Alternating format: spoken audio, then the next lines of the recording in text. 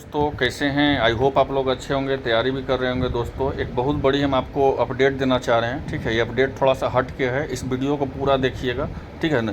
आज हम पहली बार बोल रहे हैं, हम किसी वीडियो में आप लोग को नहीं बोलते हैं कि आप मेरा लाइक कीजिए, सब्सक्राइब कीजिए, लेकिन आज हम पहली बार बोल रहे हैं कि आप लाइक भी कीजिएगा, सब्सक्राइब भी कीजिएगा। देख लीजिए, 150 नंबर का आप जानते हैं कि स्टेट का एग्ज़ाम हुआ है, ठीक है ना। 150 नंबर का आपको स्टेट का एग्ज़ाम हुआ है। उस एग्ज़ाम में कोई भी ऐसा शिफ्ट नहीं है जिसका 15 क्वेश्चन, 17 क्वेश्चन, यहाँ तक कि 30-30 क्वेश्चन गलत है, ठीक है। 30-30 क्वेश्चन का जो इसका आंसर जो है, मतलब कि जो ओरिजिनल आंसर है वो आंसर नहीं है। आंसर की में जो जारी किया गया है वो आंसर की में मतलब कि जो गलत आंसर है उसको जारी कर दिया गया है। तो ऐसे उस विद्यार्थी को क्या होगा जिनका बाय द वे आप जानते हैं कि 150 अंकों का परीक्षा है, ठीक है। तो उसमें आपको 60% लाना, 50% लाना होगा, तब आप मतलब कि आप पास कीजिएगा। तो 150 अंकों का 50% कितना हो गया, 75 नंबर हो गया। और महिलाओं का देख लीजिए, 150 अंकों का है तो उसमें आपको 40% लाना होगा महिलाओं के लिए, तो उसका कितना हो गया महिलाओं के, तो 60 नंबर हो गया। तो अब यहाँ पे सोचने का बात है, यहाँ पे मेरा बात को ध्यान दीजिएगा, ये सीरियसली बोल रहे हैं, ठीक है। यहाँ पे सोचने का बात है कि 150 में जिसको 50% नंबर लाना है तो उसका नंबर हो गया 75, ठीक है। अगर जिसका 74 नंबर से या जिसका 73 नंबर से खुदा ना खास्ता भगवान की कृपा से अगर किसी का रिजल्ट नहीं होता है, और उसका जिम्मेदार तो डायरेक्ट हम किसी को नहीं मानेंगे, BSCB को ही मानेंगे, ठीक है। क्योंकि उसका हर हाल में जिम्मेदार जो होगा BSCB होगा, क्योंकि जिस तरह की आंसर की जारी किया है उसमें एक शिफ्ट में 30-30 क्वेश्चन का आंसर गलत है। ये मतलब अपने आप में सोचने का विषय है कि 30-30 का सवाल का जब आप गलत दीजिएगा तो जो लड़का सही भी मारा होगा तो उसका क्या होगा, उसका तो रिजल्ट नहीं हो पाएगा, बताइए।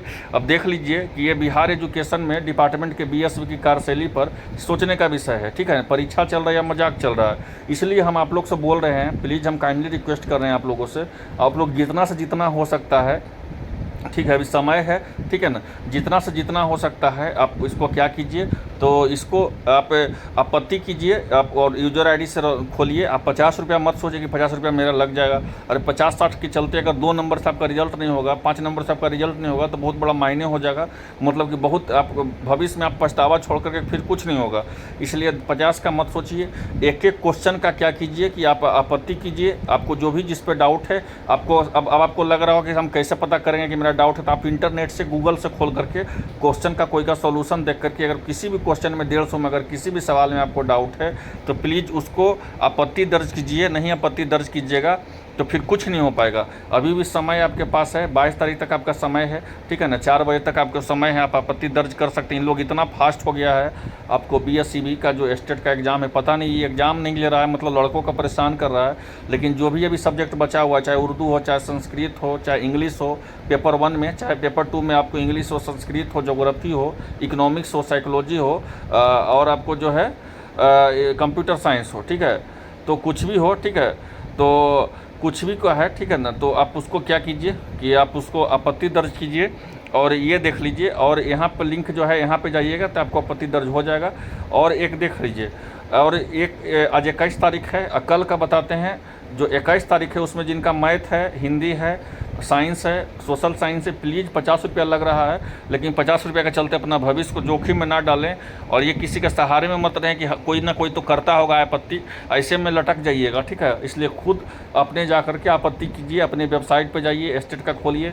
मतलब कि अगर कोई लड़का एक्सपेक्ट भी कर रहा है कि हमारा 80 नंबर आ रहा है तो समझ लीजिए अभी खतरा में है। कोई बोल रहा होगा कि नहीं हमारा 82 सही है, वो भी खतरा में है, क्योंकि इन लोग एक एक शिफ्ट में 30-30 क्वेश्चन का आंसर गलत कर दे रहा है। तो उस हिसाब से तो जिसका 80 नंबर आएगा उसका 50 नंबर आ जाएगा।